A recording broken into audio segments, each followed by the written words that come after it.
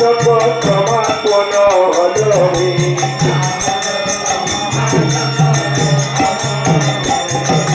সমাপন হলো রে নাম যজ্ঞ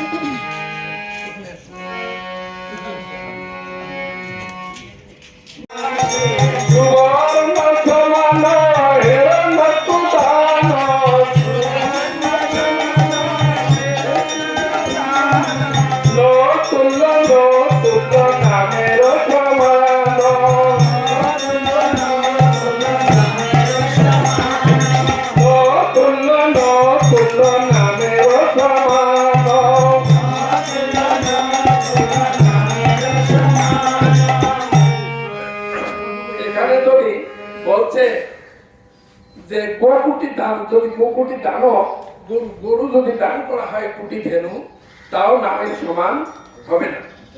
আর মাঘে প্রাগে যদি বাস করা যায়, মাঘ মাসে ঠান্ডায় যদি গয়াকে যদি বাস করা যায় তাও নামের সমান হবে না। আর এখানে বলছে হেরলক্ষ দান মানে হেরলক্ষ পর্বতের সমান যদি স্বর্ণ দান করা যায় তাও নামের সমান হবে না। ওই নামের সমান হবে না রে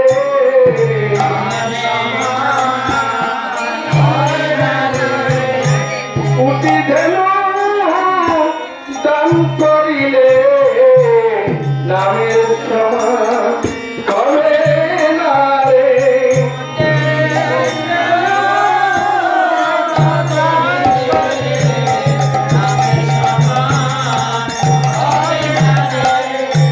কোটি ধেনু দান করিলে নামের সমান হবে না রে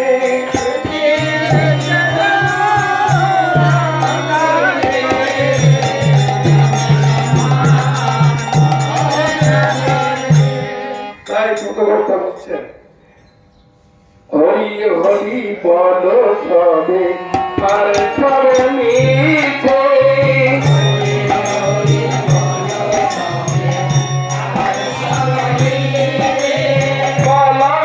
তার কত নাই জময়াতে পিছে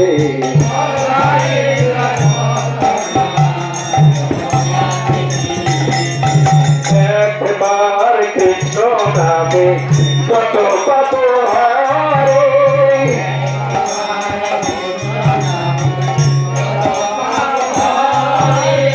পাপীর কি ছাত্র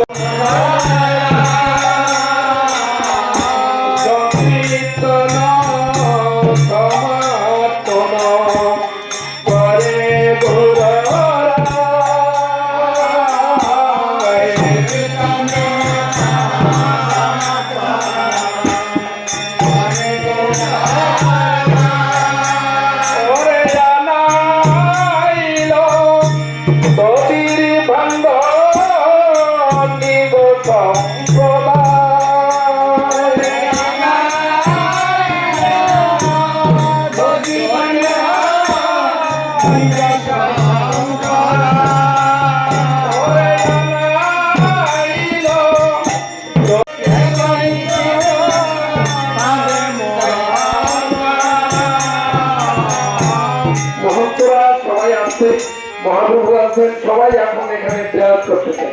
সবচেয়ে বড় কথা হলো বিদায় তার সবচেয়ে বেদনাদায়ক। বিদায় মেহমান আসা সহজ, অতিথিকে আনা সহজ, কিন্তু সেখানে বিদায় দেওয়া বড় কঠিন। এই বিদায় কেউ সহজে দিতে চায় না, আর বিদায় হলো বেদনাদায়ক। তা কিন্তু মহাপ্রভু বিদায় দিয়েছে, এখন আমাদেরকে বিদায় দিতে হবে। শোনো শোনো নিত্যানন্দ, শোনো হে ভক্ত,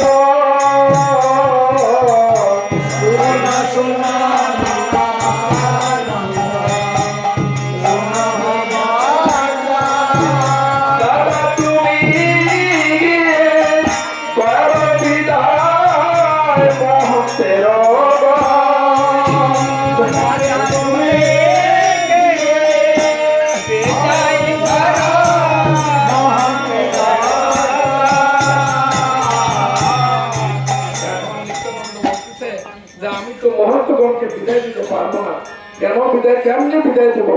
কারণ এরা আসছে মহন্তের দেখা, অনেক ভাগ্যের ফলে গোসাই গোবিন্দ ঘরে নেবে। কারণ সাধুগুরু বৈষ্ণব সব জায়গায় আছে না। সাধুগুরু বৈষ্ণবকে যে সুগন্ধকে সম্বন্ধ করো, সুগন্ধকে সম্বন্ধ করলে গোসাই গোবিন্দ মিলিবে ঘরে। এই গোসাই গোবিন্দ সবার বাড়িতে কিন্তু আসে না, সব জায়গায় আসে না। এদেরকে আনতে হয়, নমস্করণ করে আনতে হয়, এবং এরা আবার এদের জায়গায় চলে যায়। এরা কেউ কারো জায়গায় থাকে না। প্রভু কহে